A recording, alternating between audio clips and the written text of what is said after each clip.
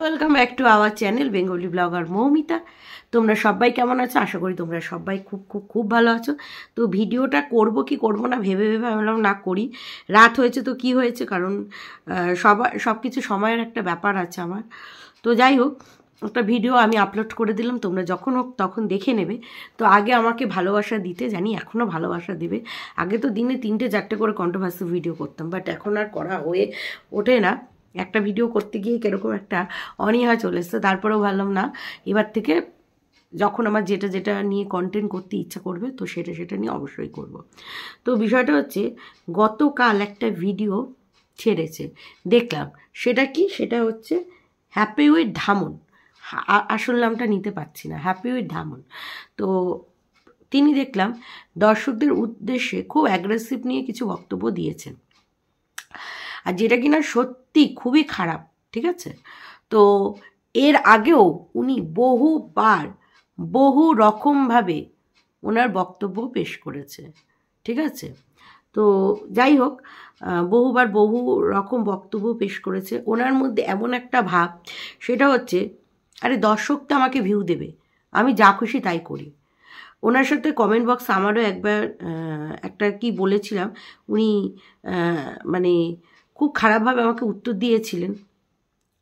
তারপর আমিও ছেড়ে কথা বলিনি, আমিও বলেছি, উনিও বলেছি, আমিও বলেছি, উনিও বলেছেন। তো তারপরে লাস্টে যাই হোক, উনি আর আমার সাথে পেরে ওঠেনি, তো তারপরে ছেড়ে দিয়েছে ওখানে বক্তব্য। ঠিক আছে? তো আমি জানি না কেন দর্শকরা এই রকম অহংকারী ব্লগারদের ভিউ দেয়। কত ইউটিউবে ব্লগার আছে যারা কিনা খুবই কষ্ট করে ভিডিও করে, যাদের কিনা সত্যি অর্থের প্রয়োজন। তো ওনার বিষয়টা কি হয়েছিল, ওনার বাড়িতে কোনো একজন ভিউয়ার্স সকাল 6টায় চলে গিয়েছিলেন এবং ডোরবেল বাজিয়েছিলেন, এবং সেই সময় উনি ভয় পেয়ে গেছিল। এইবার কেন গেছিল? আর উনি বলল আমার বাড়িতে কাউকে আসবেন না। আচ্ছা, উনি আসবেন না মানে টোটালি স্ট্রিক্টলি না করে দিলেন রীতিমতনভাবে। আর তিনি বহু বাড়ি দর্শকদের যে উনি কোন জায়গায় রাখেন তার প্রমাণ বারবার দিয়েছে। ওনার ভিডিওর মাধ্যমেই যত ঢংচং, বুঝেছ? কিন্তু তোমরা যখন কথা বলবে বা দেখা করবে ওনার সাথে সামনাসামনি শ্রীরামপুরে, তো তখন কিন্তু ওনার মূর্তি আলাদা রকম। আমার সাথে কখনোই সামনাসামনি দেখা হয়নি, কিন্তু উনি ভিডিওর মাধ্যমেই দেখবে, ভিডিওতেই ফুটে উঠেছে। কেউ যদি বলে দিদি কেমন আছো, হ্যাঁ ভালো আছি, বাস ওইটুকুই।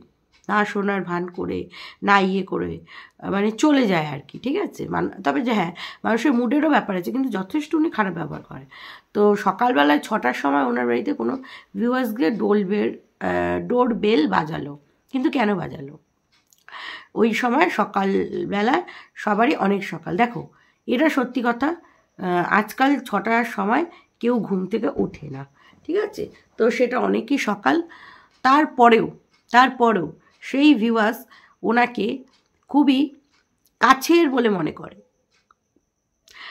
হ্যাঁ, যেমন উনি বলে যে হ্যাঁ বন্ধুরা বুঝলেন, বন্ধুরা বুঝলেন তো, এবার সেই দর্শক তাকে বন্ধুর মতন মনে করেছে, তাকে খুবই ভালোবেসে ফেলেছে, এবং সে এটাই মনে করেছে যে আমি যাকে ভালোবাসি তাকে একটু দেখি। হতেই পারে সে হয়তো কোনো শর্ট টাইমে কোনো তার আত্মীয়ার বাড়িতে এসেছিল, হতেই পারে সে হয়তো লঞ্চঘাট বা ফেরিঘাট পার হবে,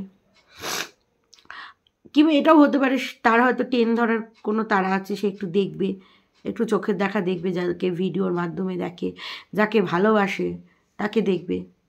ঠিক আছে? সে হয়তো খুঁজে খুঁজে গেছে। আচ্ছা, তারপরে এই কথাটা বললো যে আমার বাড়িতে কখনোই কেউ এসো না। তার মানে 6টাটা ইস্যু নয়, সকাল 6টাটা ইস্যু নয়, ইস্যু হচ্ছে কোনো সময় কোনোভাবে এসো না, এটা হচ্ছে কথা। আচ্ছা, তারপরে উনি বলল যে সংসারটা বাঁচিয়ে সব কিছু করতে হবে, কারণ পয়সা রোজগারের জন্য আমি এখানে ভিডিও বানাই না। আচ্ছা ম্যাডাম, তাহলে আপনি ভিডিও বানাবেন, পাবলিশ করবেন না, কারণ আপনি এখানে পাবলিশ করে রোজগার করেন রীতিমতন, ঠিক আছে? আর দর্শকরা আশাও থাকবে না, ঠিক আছে? আর আপনি বললেন না আপনি বাড়িতে একা থাকেন, তাই আশেপাশে কারোর সাথেই সেইভাবে আপনার সখ্যতা নেই, তাই আপনার বাড়ির ভেতরে কিছু হলেও কেউ টের পাবে না। তার মানে কি আপনি এইটাই ইঙ্গিত করলেন যে কোনো ভিউয়ার্সরা আপনার কে কোনো ক্ষতি করতে পারে? আচ্ছা, আপনাকে যদি সত্যিকারের কোনো আক্রোশ থেকে থাকে আপনাদের পরিবারের উপরে কিংবা আপনার উপরে, তাহলে সে তো ভিউয়ার্স নাও হতে পারে। আচ্ছা, যারা ভিডিও বানায় না বা যারা ব্লগ করে না, তাদের কি বাড়িতে কোনো দুর্ঘটনাজনক ঘটনা ঘটে না? তাহলে কি সবাই ভিডিওই করে? আপনি কি ইঙ্গিত করতে চাইলেন? তার মানে দর্শকরা কি ক্রিমিনাল মেন্টালিটির, এটাই কি আপনি বোঝাতে চাইলেন? কি বোঝাতে চাইলেন যে বাড়িতে একা আসলে যা কিছু করতে পারে? মানে আপনি এটাই বলতে চাইলেন যে আমার বাড়িতে কেউ এসো না, আমি কাউকে ঢুকতে দিতে পারবো না, কারোর সাথে কথা বলতে পারবো না। তোমাদের সাথে যদি কখনো রাস্তায় দেখা হয়, তবে যদি আমার ইচ্ছে করে তবে আমি তোমাদের সাথে কথা বলবো, এই কথাটাই তো বললেন, তাই তো? তো যাই হোক, সব দর্শক কেন বলবো, দর্শকরা ক্রিমিনাল মেন্টালিটি, এইটা আমি অ্যাকসেপ্ট করতে পারছি না। আর আপনি তাহলে আপনার বাড়ির চারপাশে আশেপাশে ভিডিওটা করবেন না। আপনি ভিডিও করছেন আর একটা এত বড় ব্লগার, কিছু মানুষের আপনার অ্যাড্রেস বের করতে কি খুব অসুবিধা হবে? আপনাকে তারা যদি ভালোবেসে থাকে, ভালোবাসার টানে আপনার অ্যাড্রেস বের করে আপনার কাছে চলে যাবেই, ঠিক আছে? তো আপনি যদি অতই পয়সার দরকার না হয়ে থাকে ম্যাডাম, আপনি ভিডিও করাটা বন্ধ করে দিন। তারপরে আপনি কি বলছেন যে একটা বাচ্চার, আপনি কোথায় শপিং করতে গেছেন শপিং মলে, সেখানে একটা বাচ্চা আপনাকে লুকিয়ে লুকিয়ে ভিডিও করছে, জানি না তার মা কি করে ইয়ে করে, অ্যালাউ করে। আজকাল সব বাচ্চাদের মোবাইলে, মানে হাতে মোবাইল। আপনার মেয়ে না আজকে উচ্চ মাধ্যমিক পাশ করে কলেজে গেছে, আপনার মেয়ের হাতেও 7-8 থেকে কি তখন থেকে আপনাদের ভিডিও দেখছি, কি তারও আগে থেকে হয়তো মোবাইল দিয়ে রেখেছে। তাহলে আজকাল জন্মের পর থেকেই বাচ্চাদের হাতে মোবাইল। আর সেখানে যখন সেলিব্রিটি দেখেছে, তো সেখানে জানে যে আপনি খুব অহংকারী, তো আপনার সাথে কথা না বলে একটু ভিডিও বা একটু ইয়ে করে রাখলো, ঠিক আছে? আর সে হয়তো আপনার ভিডিও নাও মানে ভিডিও বা ফটো নাও করতে পারে, সে হয়তো মলেরই করছে, কারণ আপনি পাবলিক প্লেসে বক্তব্য দিচ্ছেন। আর আপনি কিন্তু পাবলিক প্লেসেই ভিডিওগুলো করেন। আচ্ছা, আপনি যখন পাবলিক প্লেসে ভিডিও করেন, তখন কি আপনি প্রত্যেকটা পাবলিকের কাছ থেকে কি পারমিশন নেন যে আপনার এখানে ভিডিও করাটা অ্যালাউ কিনা? আপনি যখন শ্রীরামপুরের মার্কেটে ভিডিও করেন, তখন কি আপনি পারমিশন নেন ম্যাডাম যে আপনি এই শ্রীরামপুরের মার্কেটের প্রত্যেকটা দোকানির কিংবা রাস্তাঘাটে প্রত্যেকটা মানুষের ভিডিও, মানে যখন ভিডিও করেন কোনো মানুষ তা আপনার অজান্তে, মানে তার অজান্তে আপনার ভিডিওর মাধ্যমে চলেছে, আপনি কি তার কাছ থেকে পারমিশন নেন? তাই না? আজকাল ছোট থেকে ছোট বাচ্চাদের হাতে মোবাইল ফোন, সেলফোন। আপনি নিজের মেয়ের হাতেও আপনি দিয়ে রেখেছিলেন, ছোটোবেলা থেকে ইনস্টাগ্রাম, টিকটক এইসব করতো, তাহলে আপনি অন্যের বাচ্চাকে কেন বলছেন এইসব ফাও কথাবার্তা, তাই না? আবার আপনি কি বলছেন, মেলাতে আপনি গিয়েছিলেন, তখন কোনো দর্শক তার বাচ্চাকে বলছিল যে ওই আপনি সেটা দেখে ভয়তে দৌড়ে চলে আসলেন, কি সে বিড়বিড় করছিল, বললেন ওরকম বিড়বিড় করবেন না, যদি কথা দরকার হয় আপনি সামনে কথা বলবেন।